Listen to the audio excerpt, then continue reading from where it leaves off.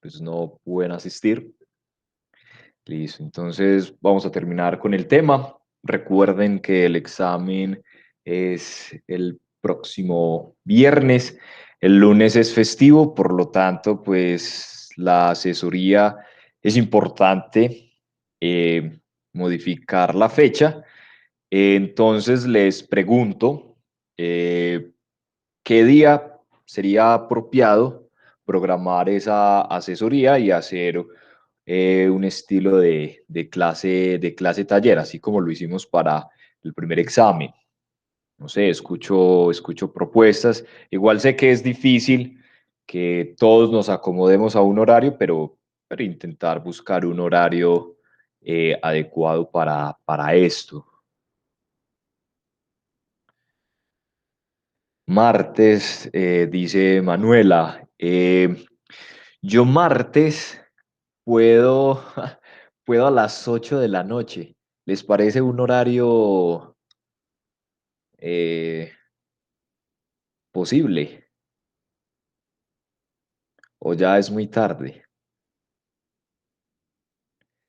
Miércoles en la mañana. Miércoles en la mañana puedo de 6 a 8 o, o de 10 a 12.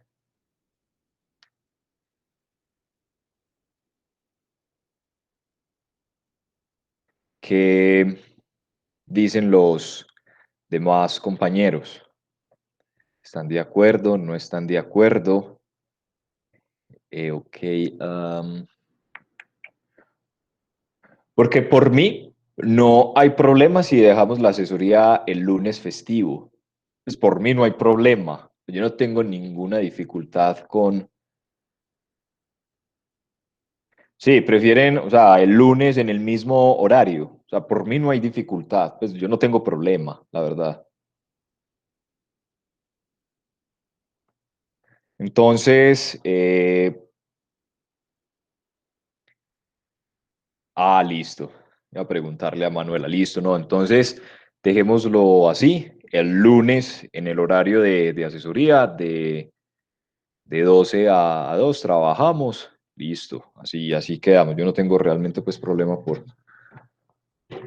conectarme el lunes. No, por mí, yo les envío la invitación así como ese día para que trabajemos, listo. Entonces, vamos a continuar con el tema. Bueno, les pregunto, ¿cómo van? ¿Han estado estudiando? ¿No han estado estudiando? Pues no hay problema, no hay inconveniente, pero sí para mí es importante saber cómo van. El tema les ha parecido un poco complicado. Eh, o sea, ¿los escucho o los leo? Para mí es importante saber, muchachos.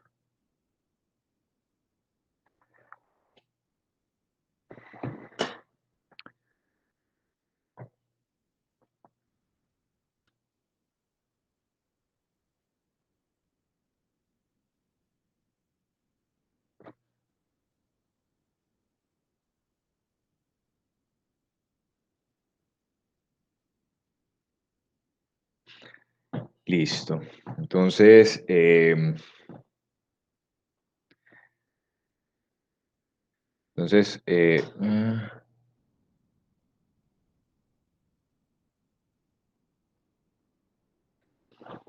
listo, entonces vamos a hacer la clase hoy un poco despacio para que en medio de ella vamos recordando algunos conceptos. Muchachos, eh, pues en medio de la situación en la que estamos, es posible que ahora reciba una llamada, eh, una cita médica. Entonces, en caso de que me llamen, les pido el favor me regalen esos 5 o 10 minutos que demora la llamada para atenderla. Es un asunto personal. Eh, no pude cambiar el horario. Yo espero que no me llamen, pero ellos dicen una hora y no cumplen, ¿cierto? Entonces, Eh, Les pido pues ese favor y pues, les pido también disculpas por esa interrupción, pero entonces sí les pido como muy encarecidamente me regalen esos 5 o 10 minutos. Gracias, Verónica. Eh, Te lo quería pues decir antes de clase por si recibo la llamada. Listo. Entonces, muchas gracias por ese tiempo. Entonces, vamos a comenzar. Voy a compartir con ustedes pantalla.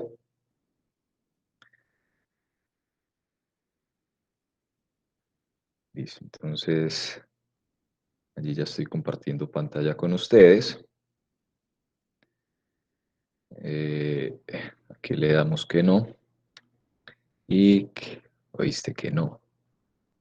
Eh, y le damos acá. Listo. Entonces vamos a comenzar con un ejercicio, lo voy a resolver. Dice lo siguiente: sean V y W espacios vectoriales sobre R finitodimensionales. Tenemos lo siguiente: si V es isomorfo a W, entonces las dimensiones de V y de W son iguales. ¿Listo? Entonces eso podría ser una pregunta de falso y verdadero, ¿sí? Entonces, digamos, uno podría decir, ah, claro, si los espacios vectoriales son isomorfos, pues las dimensiones tienen que ser iguales. Eso puede ser algo intuitivo, ¿cierto? Porque digamos, pues claro, si hay un isomorfismo es porque hay una relación muy cercana entre esos espacios vectoriales, ¿cierto? Nosotros probamos que si nosotros teníamos un espacio vectorial de dimensión n, entonces ese espacio vectorial era isomorfo a Rn, ¿cierto? Pero uno se pregunta, bueno, ¿será que lo contrario también sucede? Es decir, el recíproco sucede. Entonces, esto lo que nos está diciendo es que el recíproco de esa afirmación se cumple. Si dos espacios vectoriales son isomorfos, entonces las dimensiones tienen que ser iguales. Entonces vamos a realizar la demostración de ese hecho. Supongamos que V es isomorfo a W. Entonces, ¿qué significa? Entonces, acá vamos recordando un poco los conceptos. ¿Qué significa que V sea isomorfo a W? Ah, significa que existe una transformación lineal de V en W, ¿sí?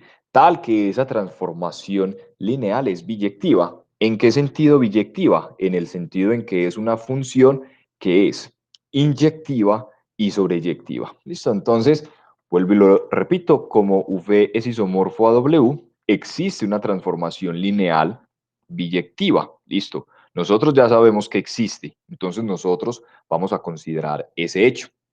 Tenemos acá lo siguiente: como T es inyectiva, entonces nosotros tenemos una equivalencia para el caso en que la transformación lineal sea inyectiva. ¿Cuál es esa equivalencia? Ah, que el kernel de la transformación es igual al singulete formado por el cero.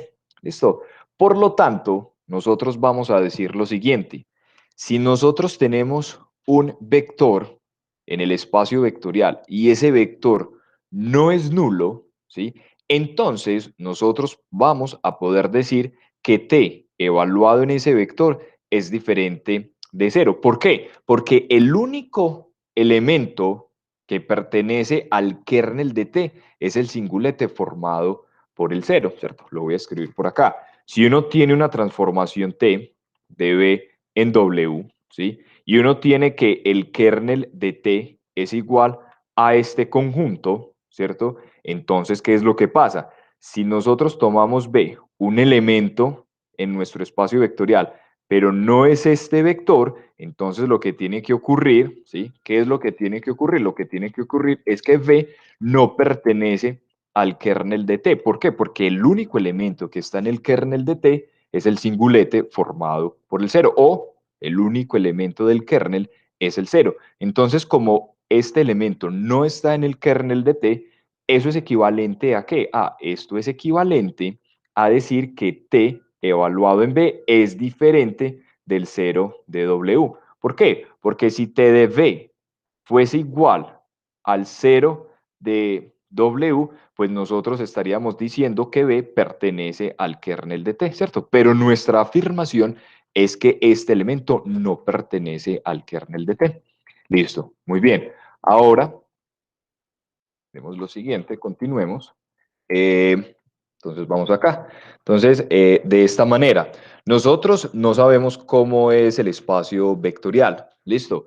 Pero en el caso en que nuestro espacio vectorial sea diferente del espacio vectorial nulo, porque recordemos que el singulete formado por el cero es un espacio vectorial. Entonces, en el caso en que nuestro espacio vectorial no sea el cero, T va a ser una transformación lineal no nula. Entonces, el hecho de que sea una transformación lineal no nula va a ser muy importante para nuestro objetivo. Entonces, lo que nosotros queremos mostrar, lo que nosotros queremos mostrar es que las dimensiones de ambos espacios vectoriales son iguales. Entonces, la dimensión es la cantidad de vectores que tiene una base para ese espacio vectorial. ¿Listo? Entonces, lo que nosotros vamos a hacer es considerar B, el conjunto formado por los vectores B sub 1, B sub n. Este conjunto formado por estos vectores va a ser una base de V. Listo. Entonces, miren, muchachos, lo que tenemos acá. Y vamos recordando resultados que habíamos estudiado en las clases anteriores. Nosotros tenemos una base. Listo. En particular, este conjunto es linealmente independiente.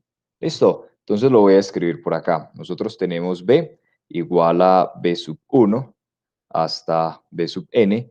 Esto es una base ¿de quién? De V. En particular, nosotros tenemos que B es linealmente independiente. ¿Listo? Entonces nosotros habíamos visto un resultado que nos decía lo siguiente. Si nosotros tenemos un conjunto linealmente independiente y tenemos una transformación lineal no nula, recuerden que habíamos especificado la importancia de que esa transformación lineal fuera no nula, pues nosotros ¿qué podíamos decir? Lo que nosotros podíamos decir es que este conjunto, ¿cómo era este conjunto? Este conjunto era linealmente independiente, ¿cierto? Además, recuerden que teníamos que fuera una transformación lineal no nula inyectiva, ¿sí? Lo que les decía en aquella oportunidad. Es importante que anoten todas las condiciones de los teoremas a la hora que los vayan a aplicar, tengan todas las condiciones que el teorema exige. Entonces, miren, nosotros tenemos una transformación lineal no nula que es inyectiva. Y como este conjunto de acá es linealmente independiente, cuando yo le aplique la transformación T a cada uno de estos vectores, eso va a ser un conjunto linealmente independiente. Entonces, eso es lo que yo tengo acá. Listo. Pero nosotros también decíamos algo, eh, teníamos un resultado que estudiamos esa misma clase y decía lo siguiente, si usted tiene un conjunto generador, si usted tiene si usted tiene que esto es un conjunto generador, ¿sí? ¿Qué nos decía un resultado estudiado en esa clase? Si usted tiene un conjunto generador, entonces nos decía que la imagen, ¿sí? De la transformación T no era más que el generado por estos vectores de acá. ¿Listo? Entonces voy a poner, creo que eso estaba eh, acá. Espero yo. Entonces, mire, esta es la proposición de que si tenemos una transformación lineal inyectiva no nula, entonces para un conjunto de vectores linealmente independientes, al aplicarle la transformación T a cada uno de los vectores, nos da un conjunto linealmente independiente. ¿Sí? Y miren, muchachos, esta proposición. Si nosotros tenemos un conjunto generador, entonces la imagen va a ser igual al generado por estos vectores de acá, que es lo que nosotros estamos considerando acá. Recuerden que esta es la notación para los conjuntos generadores donde nosotros tenemos finitos vectores. Listo, entonces acá continuemos. Entonces ya tenemos que este conjunto de acá es linealmente independiente y que la imagen de T es generado por estos vectores de acá. Listo. Ahora, nosotros tenemos que T es una transformación lineal biyectiva, es decir, que es inyectiva y sobreyectiva. Nosotros ya usamos la inyectividad. Ahora veamos cómo utilizar la sobreyectividad. Como T es sobreyectiva, ¿cierto? Vuelvo y lo repito, como T es sobreyectiva, entonces, como nos decían en el curso de básicas, esto es el codominio, ¿cierto? Entonces, el codominio va a ser igual a la imagen de la función. Perfecto, entonces simplemente nosotros estamos diciendo que el codominio es igual a la imagen de la función. Perfecto, entonces miren muchachos lo que tenemos. Tenemos que W, ¿sí? Es igual al generado por estos vectores. Pero estos vectores, a su vez, ¿cómo son?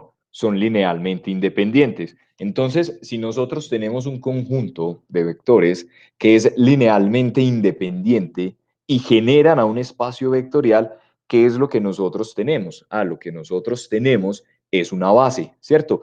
Es decir, que este conjunto de acá es una base, pero ¿es una base para quién? Es una base para W. ¿Listo? Entonces, ¿cuántos vectores hay acá? Acá hay uno, acá continuamos y acá hay n. Entonces, este conjunto es una base.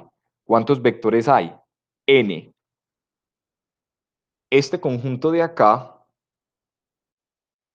tengo aquí arriba, este conjunto de acá es una base para V. ¿Cuántos vectores tiene? Tiene n. Es decir, que la cantidad de vectores que tiene una base de W es n y la cantidad de vectores que tiene una base para V es n. Por lo tanto, las dimensiones de ambos espacios vectoriales son exactamente la misma. Esto, entonces, si nosotros tenemos dos espacios vectoriales que son isomorfos, entonces las dimensiones de ambos espacios vectoriales tienen que ser igual. Entonces ahora vamos a continuar con algo que es supremamente interesante y que ustedes van a estudiar más adelante en el curso de teoría de campos, que es algo muy particular. Dice lo siguiente, sabemos que R es un espacio vectorial sobre los reales, ¿cierto? Vamos a considerar V un subespacio, vamos a considerar V, vamos a considerar V un subespacio de R. ¿Qué vamos a mostrar?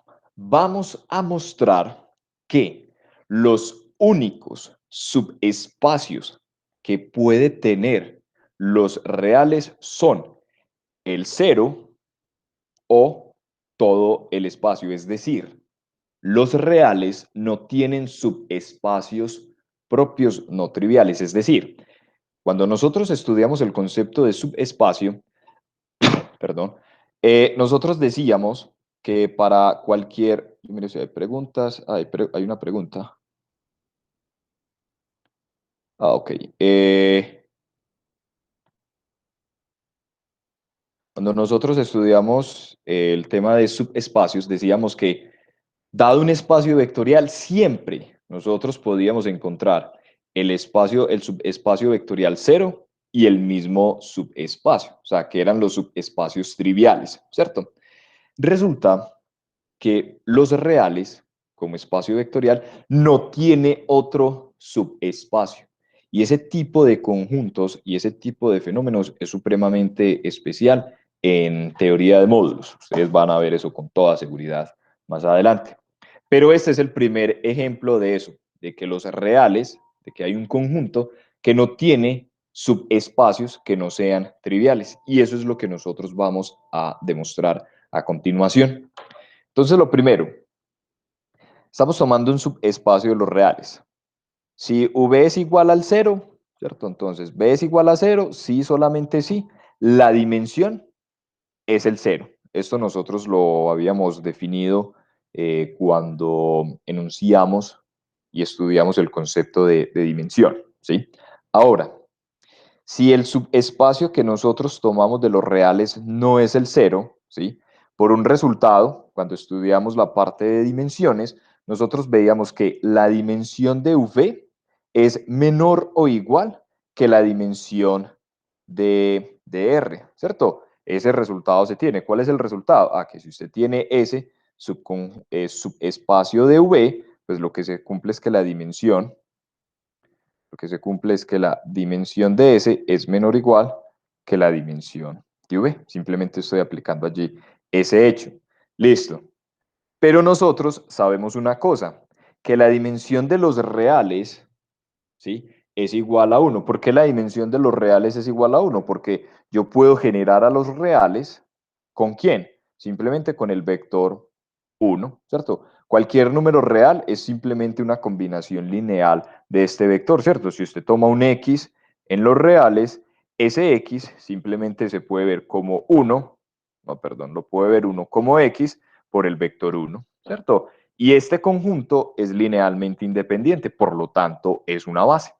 Perfecto. Entonces la dimensión de los reales es uno. ¿Listo? Entonces, dado que esta dimensión es uno, pues de esta desigualdad, ¿qué vamos a tener nosotros? Ah, que la dimensión de V es menor o igual que ¿quién? Que uno. Perfecto. Ahora, como nuestro subespacio, darlo acá, nuestro subespacio no es el cero, ¿sí? Entonces la dimensión de nuestro subespacio tiene que ser mayor o igual que uno. No puede ser cero, no puede ser cero porque es diferente del espacio vectorial cero. Por lo tanto, tiene que ser mayor o igual que uno. Eso. Entonces, miren muchachos, lo que tenemos. Por este lado tenemos esta desigualdad que la dimensión de V es menor o igual que uno, que es esta que tenemos acá. Pero por el otro lado, tenemos que la dimensión de V es mayor o igual que uno, ¿sí? Que sería esta desigualdad de acá. Entonces, por transitividad en la desigualdad, pues nosotros, ¿qué podemos concluir? Lo que nosotros podemos concluir es que la dimensión de ese subespacio de los reales, ¿cuánto es? Es uno, ¿cierto? Entonces, recuerden que en esa clase nosotros también teníamos lo siguiente. Nosotros teníamos que si yo tengo, aquí los vamos como recordando, si yo tengo que S es un subconjunto de V y la dimensión de S era igual a la dimensión de V, entonces nosotros ¿qué podíamos concluir? Lo que nosotros podíamos concluir es que S era igual a V. ¿Listo? Entonces con base en eso, acá lo estoy escribiendo, tenemos V, un subespacio de R. Las dimensiones son iguales. Entonces por ese resultado nosotros estaríamos diciendo que ese subespacio es igual a los reales. Es decir, que cualquier subespacio que yo tome de los reales tiene que ser o el cero o tiene que ser el mismo conjunto de los reales. Es decir, que no existe un subespacio propio de los reales. Entonces uno puede ir generalizando esa idea. El libro del profesor Pita Ruiz eh, hace algo y es lo siguiente. Por ejemplo, en el plano o digamos en R2, cuando nosotros tenemos a R2, que gráficamente pues lo podemos representar de esta manera, ¿quiénes van a ser los únicos subespacios? Eso lo hace el libro del profesor Pita Ruiz y es lo siguiente, los subespacios son o el cero cero, o todo el espacio vectorial, todo R2, o cualquier recta que pase por el origen. Esos son los únicos subespacios de R2. El cero, todo el espacio vectorial o toda recta que pase por el origen. Es decir, a usted le pueden decir algo como esto. La recta, digamos que esto es 1, la recta x igual a 1 es un subespacio vectorial de R2. Usted inmediatamente puede decir no. ¿Por qué? Porque esta recta no pasa por el origen. ¿Listo? Entonces, para que tengan eso allí presente. La demostración es un poco engorrosa, pero es bonita. ¿Listo? Entonces uno puede ir generalizando. Ah, listo, yo ya estoy con R2. Vamos a llegar hasta R3 y a partir de ahí entonces quedaría como pregunta. ¿Quiénes serían los subespacios de R3? Ah, entonces los subespacios son el cero, ¿sí? Las rectas que pasan por el origen, yo puedo tener rectas que pasan por el origen en R3 y serían ¿quiénes? Ah, los planos que pasan por el origen en R3 y propiamente R3. Entonces uno puede ir generalizando esa idea. Listo, vamos a hacer un ejercicio, vamos a continuar con un ejercicio bien interesante. Parece que es muy interesante porque es un ejercicio muy completo. Entonces, para que le pongamos acá atención, dice lo siguiente: sean V espacio vectorial sobre R y T una transformación lineal de V a los reales. Entonces, miren que acá es cualquier espacio vectorial, pero nosotros acá tenemos en concreto, ¿sí? Tenemos en concreto el espacio vectorial en el codominio. ¿Cuáles? Los reales. Entonces tenemos una transformación lineal no nula. Importante que sea no nula. Dice el primer ítem: demuestre que existe un U en mi espacio vectorial V tal que T evaluado en U sea igual a 1. ¿Listo? Lo segundo, ¿qué nos dice lo segundo? Sea W igual al generado por U. Este U es un vector de V, por lo tanto podemos considerar este conjunto de acá. Miren muchachos, lo que vamos a demostrar. Lo que vamos a demostrar es que este espacio vectorial V se puede escribir como suma directa de W con el kernel de T. ¿Listo? Entonces nuevamente aparece la suma directa, pero ya ¿con qué? Con transformaciones lineales. ¿Listo? Entonces vamos a hacerlo despacio y vamos recordando cositas que hemos estudiado. Entonces es un ejercicio bastante completo. Entonces la primera afirmación, lo primero, T es una transformación lineal sobreyectiva. Muchachos, cualquier transformación lineal no nula, cualquier transformación lineal no nula, cuyo codominio sea el conjunto de los números reales, siempre, y la palabra es siempre, siempre, siempre será una transformación lineal sobreyectiva. Vuelvo y repito, cualquier transformación lineal no nula, cuyo codominio, cuidado, cuyo codominio sea el conjunto de los números reales, siempre, siempre, siempre va a ser una transformación lineal sobreyectiva. Y vamos a ver la demostración.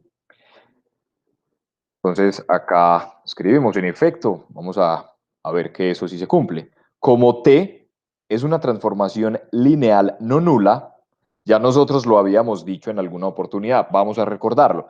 ¿Qué significa que sea una transformación lineal no nula? Ah, eso significa que nosotros podemos encontrar un vector en V, ¿cierto?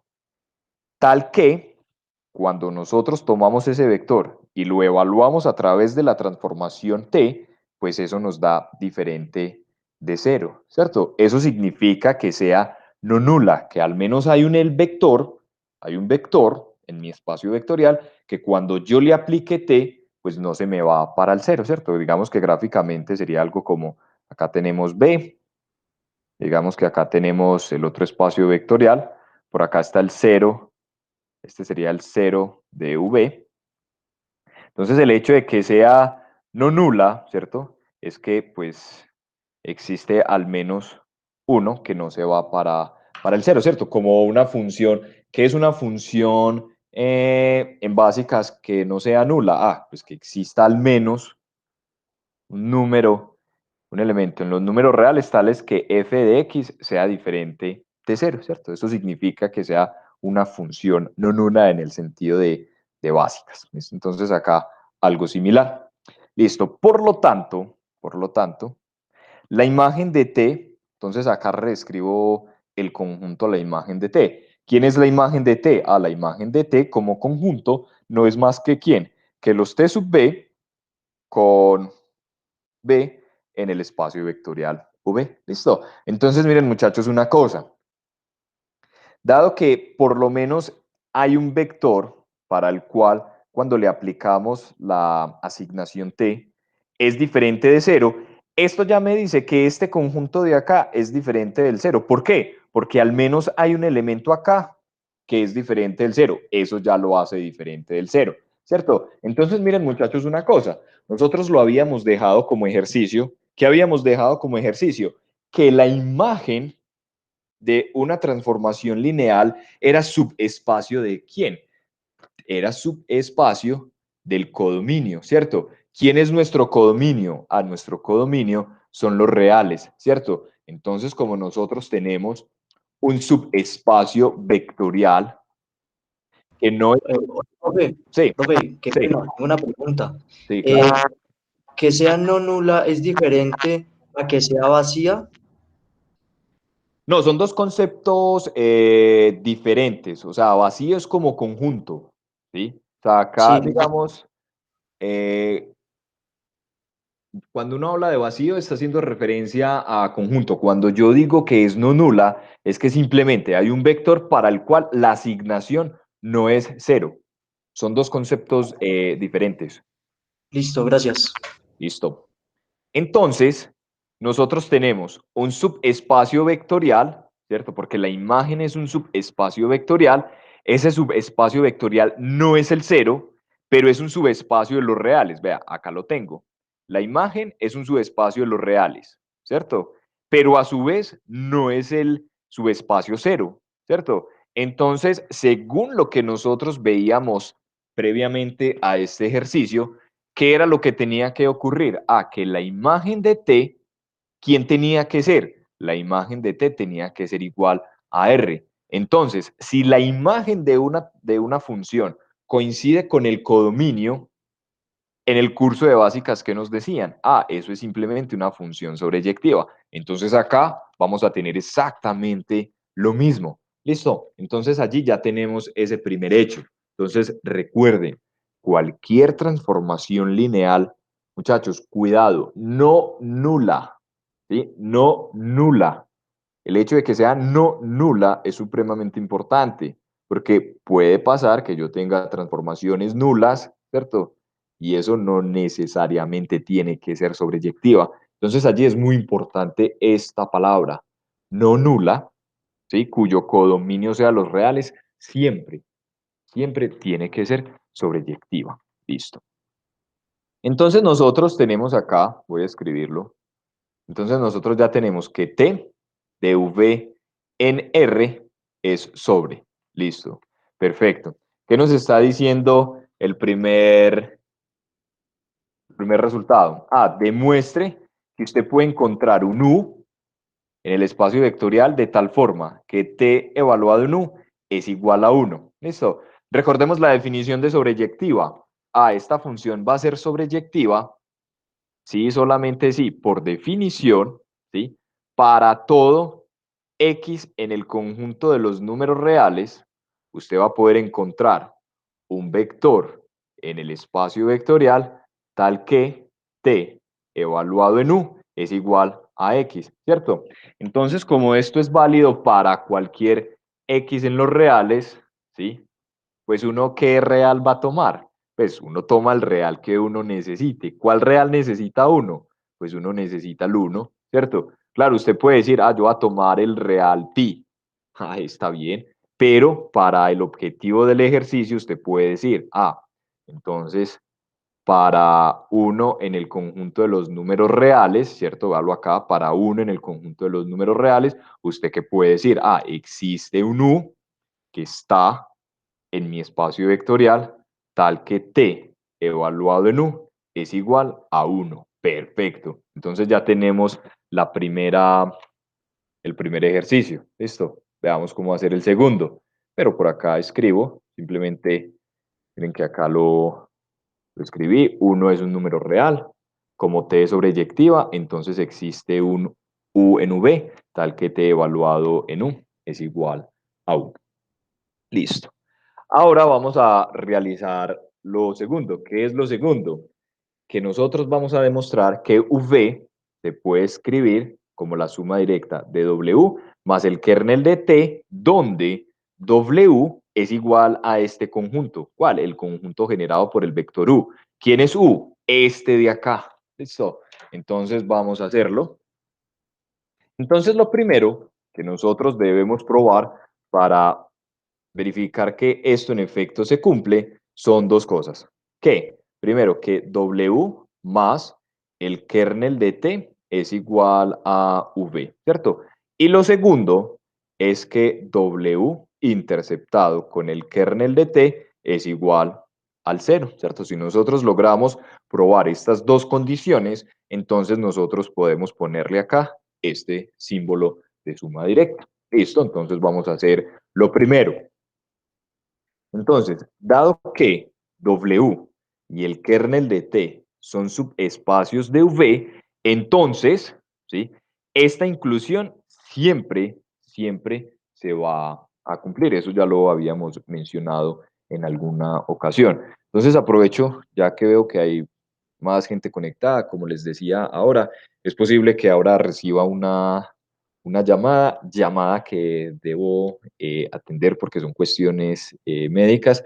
Yo espero que no llamen durante la clase, pero si llaman, pues les pido primero disculpas por atender esa llamada en clase y pues les pido me regalen 5 o 10 minutos para poder atenderlo. Lo otro es que el día lunes vamos a tener asesoría, clase taller de 12 a 2 de la tarde como preparación para el examen parcial que es dentro de 8 días.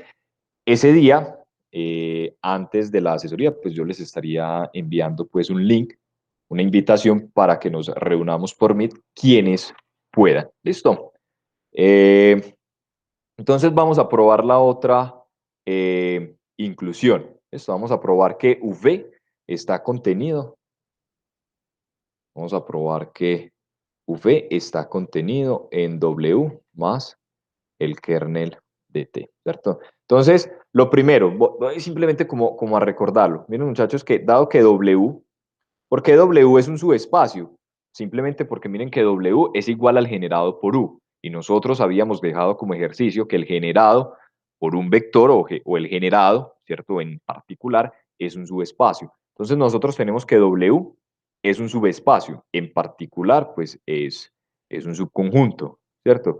Y lo mismo, el kernel de T, ¿cierto? Es también un subconjunto. Entonces, simplemente cuando uno toma un elemento acá, ¿quién sería un elemento acá? Sería un W, sería un W más un H, ¿cierto? W más H está en W más el kernel de T, significa que W está en W y que H está en el kernel de T. Pero dado que W es subconjunto de V y el kernel de T es subconjunto de V, pues uno lo que tiene es que W más H, ¿dónde está? Está en V, ¿cierto? Por lo tanto, eso muestra, ¿qué está mostrando? Que W más el kernel de T es subconjunto de V. ¿Por qué? Porque tomo un elemento arbitrario acá y muestro que ese elemento arbitrario está aquí en V. Ahora lo que nosotros vamos a hacer es todo lo contrario. Vamos a tomar un elemento arbitrario acá y vamos a mostrar que está acá. ¿Listo? Entonces, ¿qué vamos a hacer? Tomo un elemento arbitrario. Entonces, puede ocurrir dos cosas. ¿Qué puede ocurrir? Que esté en el kernel de T o que no esté en el kernel de T, ¿cierto? Claro, ¿por qué? Pues porque nosotros tenemos por acá V y por acá está el kernel de T. Entonces puede ocurrir que usted tome el punto por acá o que tome el punto por acá, pero uno no sabe cuál punto tomó. Entonces, en cualquiera de los casos hay que considerar eh, los hechos. Entonces, esperen que se me... Listo, ahora sí. Listo. Veamos qué pasa si está en el kernel de T. Perfecto. X, un vector X, yo lo puedo escribir como el cero de mi espacio vectorial más x, ¿cierto? Esto es igual a x. Perfecto. Miren, muchachos, ¿este elemento dónde está? Ese elemento está en W. ¿Por qué está en W? Porque W es un subespacio. Y en los subespacios tiene que estar el cero de mi espacio vectorial. Perfecto. ¿Y este elemento dónde está? Este elemento yo lo estoy tomando en el kernel de T. Por lo tanto, pues esta suma, ¿dónde está? Está en W más el kernel de T. Listo. Yo creo que alguien iba a hacer alguna pregunta. Escuché. No, listo. Listo. Ahora, ¿qué pasa si no está en el kernel de T? Entonces, si no está en el kernel de T, nosotros debemos hacer un procedimiento mucho más complicado, pero miren muchachos cómo sale. Como X no pertenece al kernel de T, ya lo habíamos mencionado en esta clase, eso significa que T de X es diferente de cero, ¿cierto? Como no está en el kernel de T, significa que T de X es diferente de cero. Entonces miren muchachos cómo vamos a empezar a jugar. ¿Listo? Pronto para que de pronto este tipo de truquitos pues les pueda servir más adelante. Miren muchachos, T de X, ¿sí? T de X es igual ¿a quién? A T de X por 1 dividido 1, ¿cierto? Pues claro, pues yo puedo, este 1 lo simplifico con 1 y me queda T de X. Eso es fácil, ¿cierto? Recuerden que nuestra transformación lineal es una transformación lineal que va de B en los reales, ¿cierto? O sea que esto de acá es un número real, ¿cierto? Listo. Miren muchachos, para eso nos va a servir el literal, el primer ítem. ¿Quién era uno? Uno era T de U, ¿cierto? Ah, perfecto, mire. Entonces uno lo cambio por T de U y a este uno de acá lo cambio por T de U. ¿Listo? Entonces miren muchachos acá lo que sigue. Vuelvo y lo reescribo, o sea, es bueno, o por lo menos a mí me ayuda como a ir reescribiendo cuáles son las cosas que tengo y no tengo. Entonces, dado que T es una transformación lineal que va de V en R, entonces, miren una cosa, este de acá es no nulo, perfecto, ¿sí? Este de acá es no nulo. Cuando yo divido un número que es no nulo por uno, pues eso me da un número no nulo, ¿cierto? O sea que esto de acá es un número real, ¿sí? Que básicamente pues es T de X. ¿Por qué? Porque T de U vale 1. Pero lo voy a escribir así a conveniencia y ya van a ver por qué lo voy a escribir así a conveniencia. ¿Listo? Entonces esto es un real no nulo. Perfecto. Entonces yo voy a llamar lambda, voy a definir a lambda este número de acá. ¿Cuál número? El número T de U, perdón, T de X dividido T de U. Ah, muy bien. Miren muchachos lo que voy a hacer a continuación. Dado que T de U es igual a 1, pues yo puedo pasar este término acá a multiplicar, ¿cierto? O sea, ¿qué tengo? Por acá yo tengo que lambda es igual a T de X por T de U. Perfecto. Como esto es igual a 1, o dicho de otra forma, es distinto de 0, yo lo puedo pasar a multiplicar. Y cuando lo pase a multiplicar, me va a quedar T de X igual a lambda veces T de U. Ah, muy bien. ¿Qué es lo que yo tengo acá? Listo. Como T es una transformación lineal, ¿qué pasa? El escalar ingresa al argumento de la función. Entonces, lambda T de U es igual a T de lambda U. Perfecto. Listo. Entonces, por la transitividad en la igualdad, ¿qué vamos a tener nosotros? Vamos a tener T de X igual a T de lambda U. Muy bien. ¿Qué voy a hacer acá? Este término lo paso a restar. Entonces nos queda T de X menos T de lambda U igual a 0. Muy bien. Como T es una transformación lineal, entonces esto de acá sería T evaluado en ¿quién? En X menos lambda de U igual a 0. ¿Qué significa que T evaluado en X menos lambda U sea igual a 0? Ah, eso significa que X menos lambda U, ¿dónde está? Ah, está en el kernel de T. ¿Por qué está en el kernel de T? Está en el kernel de T. ¿Por qué? Porque cuando yo tomo ese vector y lo evalúo en T, me da 0. Perfecto. Entonces ya sabemos que este elemento está en el kernel de T. Listo. Entonces, muchachos, truco. X, X, yo lo puedo escribir como ¿quién? Como lambda veces U más X menos lambda veces U. Entonces la pregunta es, bueno, ¿y yo por qué lo escribo así? Sí, yo sé que yo lo puedo escribir de esa manera, claro. Este yo lo simplifico con este y me queda X. Ah, muy bien, sí, pero ¿y eso para qué? Ah, miren una cosa, muchachos. Este elemento de acá, lambda veces U, ¿dónde está? Está en el generado de U. ¿Por qué? ¿Quién es el generado de U? Ah, el generado de U simplemente son los gamma por U, donde gamma es un número real, ¿cierto? Entonces nosotros tenemos acá el lambda por U, es decir, que este lambda por U está en ¿dónde? Está en el generado de U. Y según lo que vimos en la parte de arriba, X menos lambda veces U está en el kernel de T. Ah, perfecto. Entonces, si X se puede escribir como la suma de estos dos vectores, ¿sí?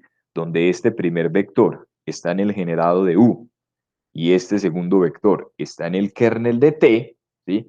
¿Qué es lo que nosotros estamos mostrando? Lo que nosotros estamos mostrando es que X pertenece al generado de U más el kernel de T. Ah, muy bien. Entonces, ¿qué es lo que nosotros acabamos de hacer? Lo que nosotros acabamos de hacer fue demostrar que tomamos un elemento arbitrario en V y mostramos que ese elemento siempre estaba acá, en el generado de U, más el kernel de T. Perfecto, pero ya teníamos esta inclusión de acá. Entonces, por la transitividad en la inclusión, pues, ¿qué es lo que nosotros vamos a tener? Entonces, lo que nosotros vamos a tener es esta condición de acá. Listo. Ya tenemos la primera. ¿Qué nos hace falta mostrar? Nos hace falta mostrar que la intersección entre W y el kernel de T es igual al cero. Si nosotros logramos demostrar esa condición, entonces nosotros vamos a poder escribir a nuestro espacio vectorial V como suma directa. ¿Listo? Entonces, hagamos eso. ¿Cómo lo vamos a hacer? Entonces, como lo hemos hecho en algunas ocasiones, tomamos un elemento, tomemos alfa, un elemento que está en W interceptado el kernel de T. Como está en W e interceptado el kernel de T, ¿eso qué significa? Eso significa que alfa está en W, pero que alfa también está en el kernel de T, ¿cierto? Perfecto. Simplemente estamos aplicando la definición de que pertenece a una intersección. Listo. Entonces vamos a traducir lo que tenemos.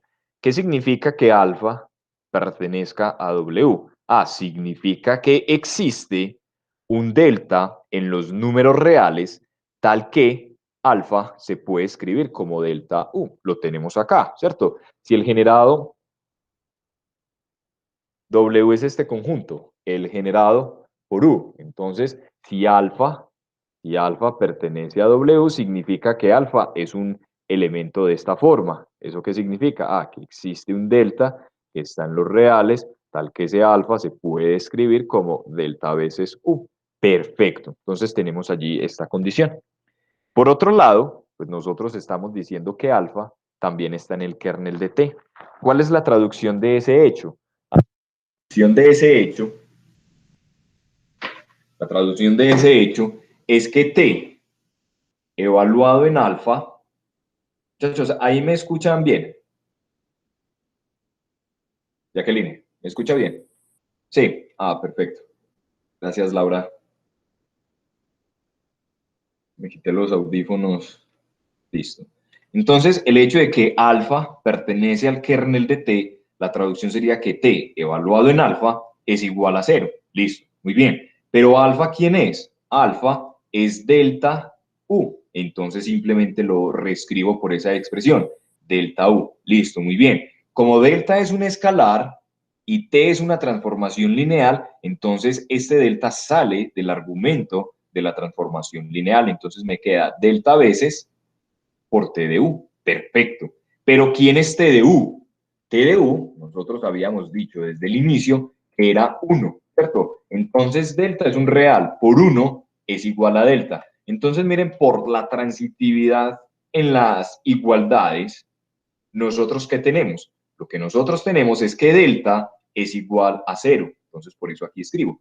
De esta manera, delta es igual a cero. Entonces, si delta es igual a cero, si este valor es igual a cero, pues cuando yo tome el escalar cero por un vector u, ¿cuánto me da alfa? Alfa me daría cero. ¿Listo? Entonces, de esa manera, ¿qué es lo que nosotros estamos mostrando?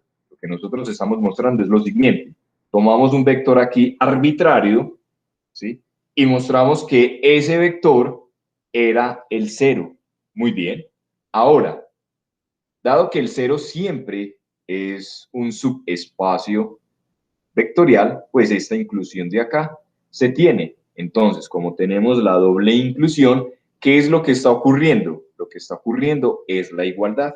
Entonces, como tenemos que la intersección entre W y el kernel de T es cero, pues lo que nosotros hemos demostrado es básicamente que V se puede escribir como suma directa de W con el kernel de T. ¿Listo? Entonces, de este ejercicio, ¿qué nos queda? De este ejercicio nos queda, ¿sí?, que toda transformación lineal no nula cuyo codominio sea el conjunto de los números reales, esa transformación lineal tiene que ser sobreyectiva. ¿Listo? Entonces, eso es un hecho allí bien importante. Ahora, lo que nosotros vamos a hacer, o lo que nosotros vamos a estudiar para finalizar el tema del examen parcial, es estudiar el dual de un espacio vectorial. ¿Listo? Entonces, con esto finalizamos.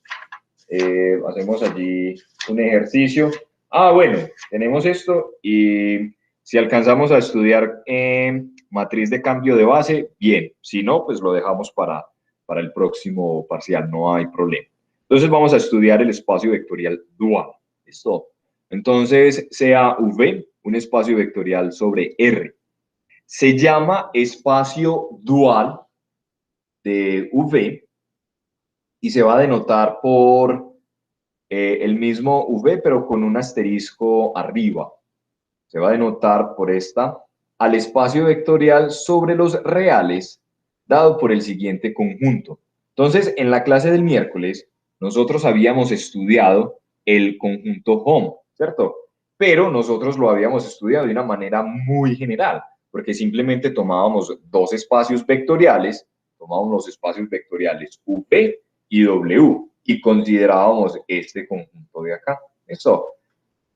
Cuando nosotros estemos hablando del dual, ¿sí?, es porque este espacio vectorial en particular es el conjunto de los números reales. Miren, muchachos, como aparece acá. Entonces, en la clase pasada, nosotros habíamos visto que el home de V en R no era más que el conjunto de las transformaciones lineales de este espacio vectorial en el conjunto de los números reales. ¿Listo? Entonces nosotros ya sabemos que esto es un espacio vectorial, porque lo dejamos como ejercicio. Y habíamos dicho en aquella ocasión que eso era simplemente el conjunto de las transformaciones lineales. Entonces, en particular, cuando este conjunto de acá sean los reales, pues nosotros simplemente lo vamos a denotar como B con un asterisco aquí arriba y nosotros lo vamos a llamar el espacio dual de V. ¿Listo? Entonces acá una observación y es lo siguiente. Supongamos que V es un espacio vectorial sobre los reales n dimensional. ¿Listo? Entonces vamos a considerar esta hipótesis de acá. Pero antes de continuar, vamos a recordar algo. ¿Listo? Es lo siguiente. Si W es un espacio vectorial sobre R p dimensional, ¿sí?, y U es un espacio vectorial sobre R m-dimensional, entonces en la clase pasada, al finalizar la clase, nosotros demostramos, ¿sí?, que el conjunto de las transformaciones lineales de W a U, ¿sí?, era isomorfo al conjunto de las matrices de tamaño M por P. ¿Listo? Este hecho lo probamos el miércoles al finalizar la clase. Y con eso decíamos, una matriz nosotros la podemos identificar con una transformación lineal. ¿Listo? Eso decíamos en aquella ocasión. Entonces, miren muchachos, lo siguiente, por eso comencé con el ejercicio con el cual comencé la clase de hoy. Si dos espacios vectoriales son iguales, ¿cómo son las dimensiones de ambos espacios vectoriales? Pues la dimensión de ambos espacios vectoriales son iguales. ¿Listo? ¿Eso qué me dice? Eso me está diciendo que la dimensión de este espacio vectorial, ¿sí?, es igual a la dimensión de este espacio vectorial. ¿Y quién es la dimensión del conjunto de las matrices M por P? Entonces, es simplemente M por P. Entonces, ¿cómo hacer eso?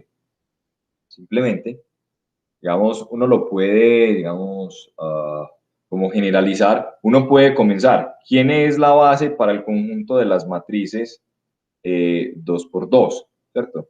Entonces, uno diría, sería la matriz 1, 0, 0, 0, 1, perdón, 0, 1, 0, 0, 0, 0, 1, 0, 0, 0, 0, 1, ¿sí? Que serían como las canónicas, ¿cierto? Entonces, por ejemplo, si uno tiene, entonces miren que acá tenemos 2 por 2, 4, entonces 1, 2, 3 y 4. Pero, por ejemplo, si uno tiene el conjunto de las matrices 2 por 2 por 1, para hacer algo pequeño, entonces esto sería 2 por 1, entonces sería 1, 0, 0, 1, ¿cierto? Con estas matrices uno va a generar cualquier matriz, ¿sí?, de tamaño 2 por 1. Entonces, básicamente, la dimensión de las matrices de tamaño M por P es básicamente la multiplicación de estos dos números de acá. Entonces, sería M por P. ¿Eso para qué? Para lo siguiente. Miren, muchachos, la dimensión de este home es igual a esto de acá.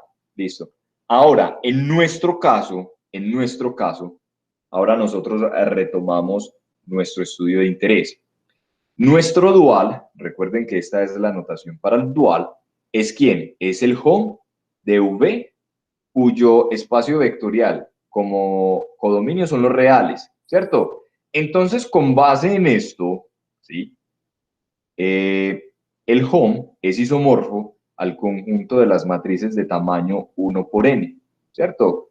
Perfecto, listo. Entonces, ¿eso qué nos está diciendo? Esto nos está diciendo que, miren muchachos, tenemos que este espacio vectorial, voy a escribirlo por acá, tenemos que el dual es igual al home de B con R. Y esto es isomorfo al conjunto de las matrices de tamaño 1 por n con entradas en los reales. ¿Listo? Entonces, pues muchachos, si este espacio vectorial es igual a este, ¿sí?, y este de acá es isomorfo a este, pues lo que uno puede decir es que el dual es isomorfo al conjunto de las matrices de tamaño 1 por n, ¿cierto? Perfecto. Nuevamente, si nosotros tenemos dos espacios vectoriales isomorfos, ¿cómo son las dimensiones? La dimensión del dual, ¿sí?, es igual a la dimensión del conjunto de las matrices de tamaño 1 por n, pero la dimensión del conjunto de las matrices de tamaño 1 por n es igual a n. ¿Listo? Entonces, ¿qué es lo que nosotros estamos mostrando acá? Lo que nosotros estamos mostrando es que si tomamos un espacio vectorial sobre R, n-dimensional, ¿sí?, cuya dimensión es n, lo que nosotros estamos demostrando o mostrando aquí con este procedimiento es que la dimensión del espacio dual es exactamente la misma. Es decir que, es decir que la dimensión de mi espacio vectorial y la dimensión del dual son exactamente las mismas. ¿Listo? ¿Eso qué me dice? Eso me dice que si ambos espacios vectoriales tienen las mismas dimensiones, ¿ellos cómo son? Ellos son isomorfos. ¿Listo? Entonces, eso aquí es bien importante. El dual, entonces, digamos que la conclusión final e importante es que el dual es isomorfo a V. ¿Por qué? Miren muchachos, ¿qué demostramos nosotros? Que la dimensión de V es igual a la dimensión de V, ¿cierto? Entonces, nosotros habíamos dicho algo. La dimensión de V es n, ¿cierto? Habíamos probado que V era isomorfo a Rn, ¿cierto? Pero como la dimensión de V asterisco también es n, pues lo que uno tiene es que Rn es isomorfo a esto de acá. Y por la transitividad en el isomorfismo, pues uno ¿qué va a tener? Que V es isomorfo al dual. ¿Listo? Entonces, un espacio vectorial y su dual son isomorfos. Listo. Entonces acá hay un ejercicio, pero lo vamos pues a resolver y dice lo siguiente. Sea B un espacio vectorial sobre R n-dimensional. Si B, el conjunto formado por los vectores B sub 1, B sub n, es una base de V, demuestre que B asterisco, formado por el conjunto F1, Fn, es una base de este espacio vectorial, donde F sub i, evaluado en B sub j, es igual a 1. Muchachos, les pido, por favor, los 5 o 10 minutos que les solicité ahora.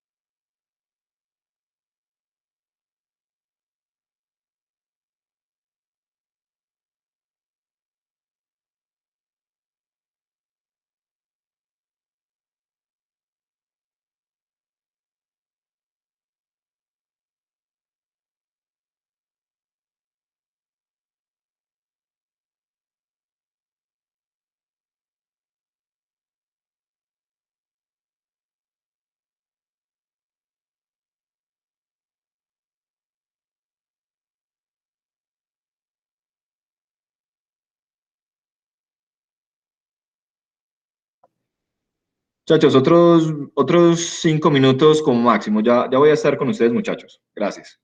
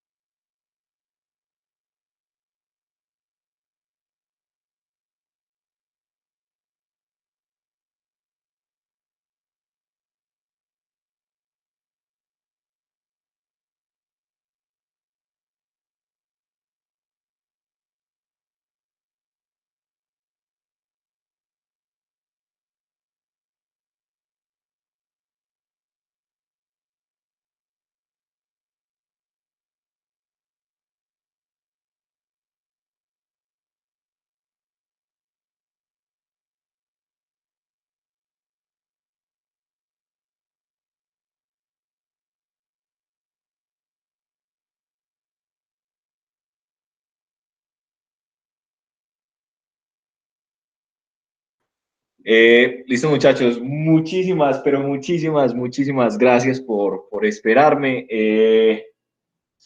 Yo espero no vuelvan a llamarme, pero bueno, eh, enormemente agradecido con ustedes. Entonces vamos a continuar. Entonces vamos acá. Listo. Entonces, digamos en lo siguiente, sea B un espacio vectorial sobre R n-dimensional.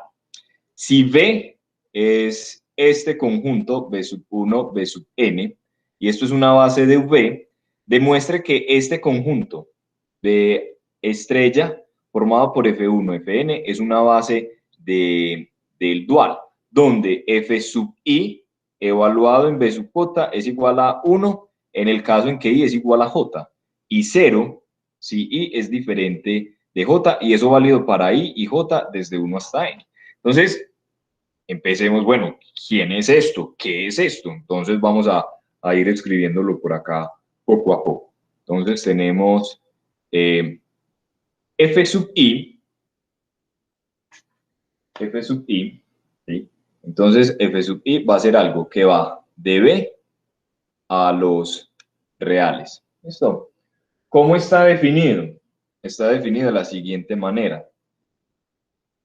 B sub J, entonces, F sub I evaluado en B sub J va a ser igual a 1 en el caso en que I sea igual a J. Y va a ser 0 en el caso en el que I sea diferente de J. Entonces esa definición es como muy extraña, ¿cierto? Entonces lo que va a ocurrir es que para... Es que se me pegó, muchachos, que se me pierde el cursor por acá. Para I desde 1 hasta N, F sub I es un elemento que pertenece a este espacio vectorial. Es decir, que esto de acá es una transformación lineal. ¿Listo? Entonces, ¿esto cómo está definido? Entonces, miren, muchachos, que cuando nosotros tenemos esta expresión de acá, F sub I de B en R, ¿sí? Y tomamos acá el elemento B sub J, ¿sí? Esta función está definida ¿en dónde? Está definida en los elementos de la base, ¿sí? Porque recuerden lo que tenemos acá. Acá estamos tomando B, el conjunto formado por B sub 1, B sub n, una base de V. Entonces, nosotros estamos definiendo a estos F sub I en la base de V. Y por linealidad, entonces nosotros vamos a extenderlo a cualquier elemento de V. Entonces, por ejemplo, ¿quién sería? Uno podría preguntarse, bueno, ¿quién es F sub I evaluado en B para B? Un elemento arbitrario en B, ¿cierto? Porque es que a mí me están diciendo que este F sub I es esta expresión de acá. Pero y entonces yo, ¿cómo voy a poder determinar o cómo voy a poder calcular el F sub I con evaluado en B? Ah, entonces muchachos, con esto nosotros nos vamos a ayudar. ¿Por qué nos vamos a ayudar? Simplemente porque lo vamos a hacer a partir de la linealización. ¿Cómo así que la linealización? Entonces acá tenemos lo siguiente, para B en B, ¿sí? Entonces nosotros sabemos que existen únicos alfa 1 hasta alfa n números reales tales que B se puede escribir como alfa 1 B sub 1 más alfa sub j B sub j más alfa sub n B sub n. ¿Qué es lo que estoy haciendo? Este vector de acá lo estoy escribiendo como una combinación lineal de los vectores de la base ¿de quién? De V. Perfecto. Entonces lo que voy a hacer ahora es calcular quién, es calcular F sub I evaluado en B. Ah, perfecto. Pero ¿quién sería F sub I evaluado en B? Entonces vamos haciendo la respectiva sustitución. ¿Quién es V? Ah, V es alfa 1, B sub 1 más alfa j, B sub j más alfa n, B sub n, ¿cierto? Entonces, se puede mostrar que es una transformación lineal. Como es una transformación lineal, entonces lo que va a ocurrir es lo siguiente. Alfa 1, F sub I de B sub 1 más alfa sub J, F sub I de B sub J más alfa sub N, F sub I de B sub N. ¿Listo? Entonces miren la asignación que nosotros tenemos acá. La asignación que nosotros tenemos es lo siguiente. F sub I evaluado en B sub J va a ser 1 cuando I sea igual a J y va a ser 0 cuando I sea diferente de J, ¿cierto? Entonces, cuando J sea igual a I, ¿cierto? F sub I evaluado en B sub J es igual a 1 y las demás van a ser 0. Es decir, que por ejemplo F sub I evaluado en 1, ¿cuánto va a ser? Pues va a ser 0. El único que va a sobrevivir es cuando usted tenga F sub I evaluado en B sub I. Este es el único que va a sobrevivir porque este nos daría 1 y los demás nos darían 0. Entonces, por acá tenemos 0, por acá tenemos 0, por acá tenemos 0, por acá tenemos 0. ¿Cuál es el único que va a sobrevivir? El único que va a sobrevivir, vamos a suponer que está por acá. Entonces, ¿cuánto nos daría el resultado? Simplemente el resultado nos daría que es igual a ¿qué? Nos daría el alfa sub i, ¿cierto? Por f sub i de b sub i, porque los demás f's, ¿cuánto valen? Según esta asignación, valen 0. Entonces, simplemente acá tendríamos que f sub i evaluado en b es igual al alfa sub i. ¿Listo? Entonces, esa sería la asignación que tienen cada una de estas f sub i. Entonces, resulta que eso en principio es como muy extraño. ¿Listo? Entonces, acá, como ejercicio, ya saben que he dejado muchísimos ejercicios, consultar el libro del profesor Pita Ruiz en la página 378. Él allí hace un trabajo más exhaustivo de esto. Muchachos, resulta que si yo tengo una base de mi espacio vectorial V, cuando yo considere este conjunto de acá, ¿sí? Este conjunto va a ser una base para el espacio dual de este espacio vectorial. Entonces, allí el profesor Claudio Pita Ruiz prueba ese hecho. Además, él dice lo siguiente. Él dice que B asterisco, que se me pegó, que B asterisco es la única base de este espacio vectorial que satisface lo anterior y es llamada la base dual de B. Entonces, pues para intentar aterrizar este concepto, pues vamos a hacer un ejemplo. ¿Listo? Entonces, tomemos B igual a R2 y vamos a calcular B asterisco. ¿Listo? Entonces, consideremos B este conjunto de acá, el conjunto formado por el vector 1,1 y el vector 1 menos 1. ¿Listo? Entonces, lo primero que nosotros debemos notar es que este conjunto de acá es una base. ¿Listo?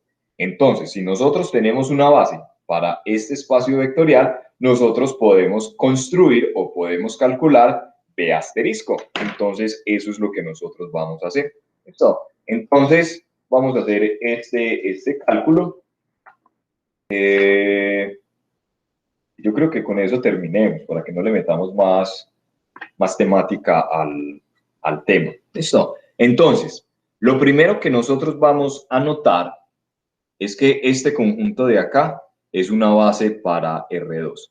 Entonces, ¿cómo nosotros podemos demostrar que eso es una base para R2? Uno podría demostrar primero que es un conjunto linealmente independiente, y como tenemos un conjunto linealmente independiente de dos vectores en un espacio vectorial de dimensión 2, pues eso ya sería una base. O otra forma sería mostrar que este conjunto es un conjunto generador de R2. Y al ser un conjunto generador de R2 que tiene dos vectores, entonces también sería una base. Entonces vamos a hacer lo segundo, porque lo segundo nos va a ayudar en nuestro objetivo de encontrar D asterisco. ¿Listo? Entonces, si yo quiero mostrar que este conjunto es un conjunto generador, entonces lo que yo debo hacer es lo siguiente: tomar un elemento arbitrario en R2 y mostrar que cualquier elemento arbitrario en R2 se puede escribir como una combinación lineal de estos dos vectores. ¿Sí? ¿Por qué? Porque cualquier combinación lineal de estos dos vectores es nuevamente un vector de R2. ¿Listo? Pero lo que yo debo mostrar, ¿sí? Es decir, voy a escribirlo por acá. ¿Qué es lo que uno sabe? Lo que uno sabe, bueno, tenemos que B es igual al, perdón, tenemos que B es igual a 1,1 y A1 menos 1. Perfecto. Entonces uno sabe que el generado por estos vectores es un subconjunto de R2. ¿Por qué? Porque cualquier combinación lineal de R2, perdón, cualquier combinación lineal de estos dos vectores tiene que ser un vector de R2. ¿Qué es lo que nosotros debemos hacer? Lo que nosotros debemos hacer es mostrar esta inclusión de acá.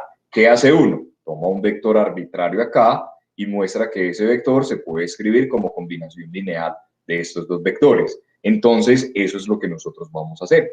Entonces, por eso aquí digo, veamos si existen alfa y beta en los reales, tales que el vector x, y se puede escribir como una combinación lineal de estos dos vectores.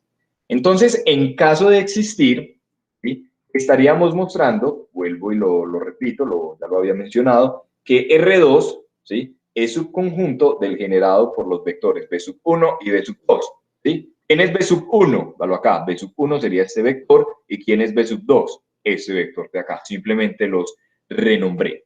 ¿Listo? Entonces, si nosotros logramos mostrar que R2, perdón, estamos acá. Si nosotros logramos mostrar que R2 es un subconjunto de este generado, ¿sí?, entonces nosotros podríamos tener esta igualdad de acá, dado que siempre tenemos esta inclusión de acá. Entonces tendríamos que un conjunto, que los vectores B sub 1 y B sub 2 generan a R2. Y como tenemos un espacio vectorial de dimensión 2, entonces esto sería una base. ¿Listo? Entonces vamos a hacer esto muy claro. Entonces, esto lo podemos escribir como vector columna, como XY igual a alfa por el vector 1, 1 más beta por el vector 1 menos 1. ¿Listo? Esto es equivalente al siguiente sistema. ¿A cuál sistema? A X igual a alfa más beta y a Y igual a alfa menos beta. Entonces, muchachos, cuando uno resuelve este sistema, entonces miren lo que tenemos. Tenemos X igual a alfa más beta, tenemos Y igual a alfa menos beta. Entonces, si nosotros queremos resolver este sistema, lo que podríamos hacer es sumar la primera ecuación con la segunda. Entonces, si sumamos la primera con la segunda, tenemos x más y igual, cuando sumo, entonces me queda 2 veces alfa, ¿cierto? Y lo que me va a quedar al final es que voy a despejar a alfa. Entonces alfa me quedaría x más y dividido 2. Entonces ya tenemos el valor de alfa. Ahora, si yo resto la primera ecuación con la segunda ecuación, me va a quedar x menos y igual a alfa menos alfa más beta menos beta. Entonces me quedaría x menos y igual, el alfa lo simplifico con este alfa y me quedaría 2 veces beta. Entonces así tendría que beta es igual a x menos y dividido 2. Entonces, de esta manera, nosotros hemos encontrado los escalares alfa y beta de tal forma que este vector x, y se puede escribir como una combinación lineal de los vectores 1, 1 y del vector 1 menos 1. ¿Listo? Entonces acá tenemos el valor de alfa y el valor de beta. ¿Listo? Entonces, según lo que mencionaba ahora, que se van a encontrar acá en el texto del profesor Claudio Pita Ruiz, entonces lo que nosotros vamos a tener es que, dado que esto es una base para el espacio vectorial V, entonces las funciones F1 y F2 definidas de esta manera, como lo mencionábamos previamente, van a ser una base para el dual. Entonces lo que nosotros vamos a hacer en este momento es calcular esa base para el dual. Entonces, ¿quién va a ser F1 evaluado en B sub 1? Según esta asignación, ¿sería quién? F1 evaluado en B sub 1 es 1, ¿cierto? F1 evaluado en B sub 2 es quién? Es 0. ¿Por qué? Porque este elemento de acá, este 1, es diferente de este. Entonces, miren que cuando I es diferente de J, ¿cuál es la asignación? La asignación es 0. Entonces, análogamente, nosotros vamos a tener lo siguiente. F2 evaluado en B sub 1 es 0 y F2 evaluado en B sub 2 sería 1. ¿Por qué? Porque este 2 y este 2 de acá, pues son el mismo. ¿Listo? Entonces lo que vamos a hacer es encontrar F1, ¿sí? Entonces, para encontrar F1, vamos a hacer lo siguiente. F1 es una transformación lineal que va de B en R. ¿Listo? Entonces, miren muchachos, F1 de XY, perfecto. Pero ¿quién es XY? Entonces, nosotros acá subimos. ¿Quién va a ser XY? Ah, XY no es más que ¿quién? Que alfa. Pero ¿quién es alfa? Es este escalar de acá por el vector 1, 1, más beta. Pero ¿quién es beta?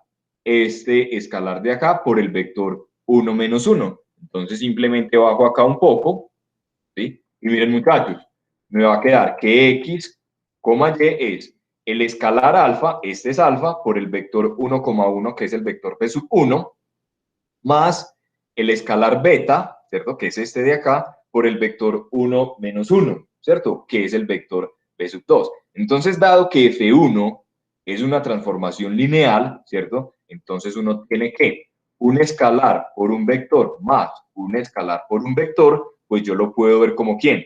Como el escalar, ¿sí? Por F1 evaluado en B sub 1 más el escalar por F1 evaluado en B sub 2. Esto. Pero nosotros ya tenemos una asignación para F1 de B sub 1 y F1 de B sub 2.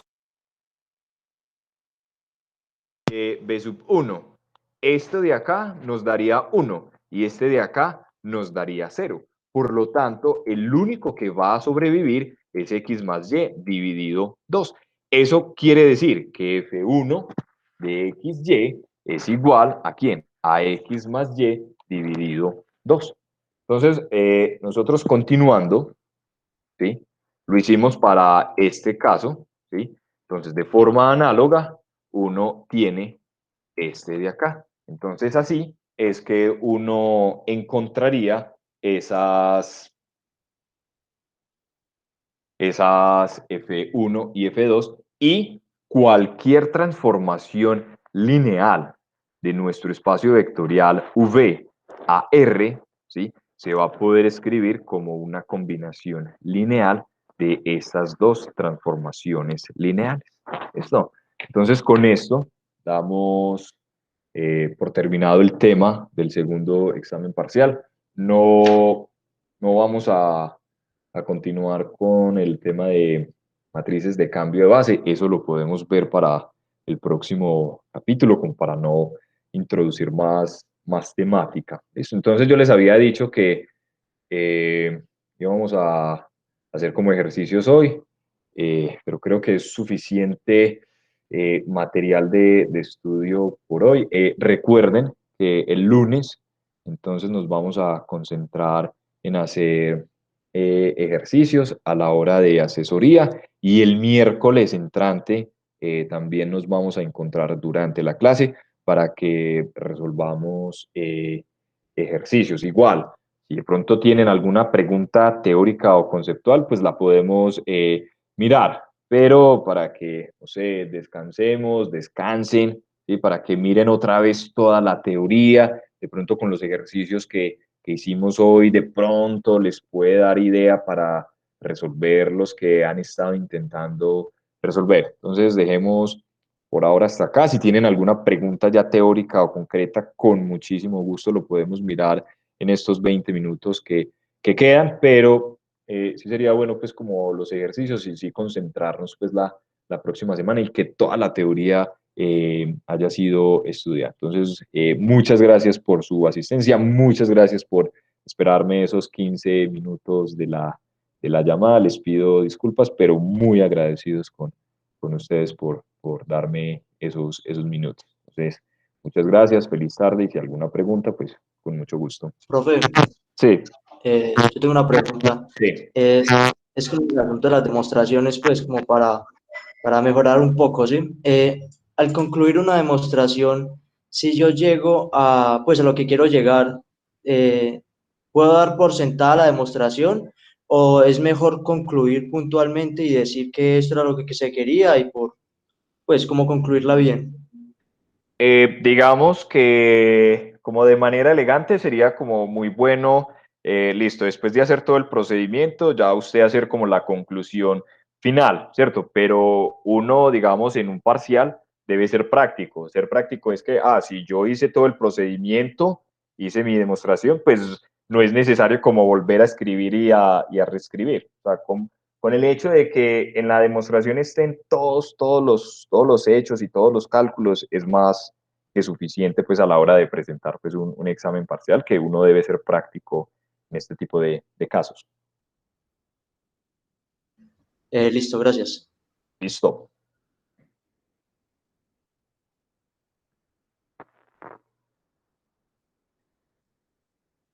Ya saben, muchachos, ya nos encontramos el lunes. Muchísimas gracias. ¿Alguna otra pregunta, comentario? Hasta luego, Víctor. Con gusto, Gilmar. Hasta luego, Juan David. Nuevamente, muchas gracias. Hasta luego, Mateo. Con gusto.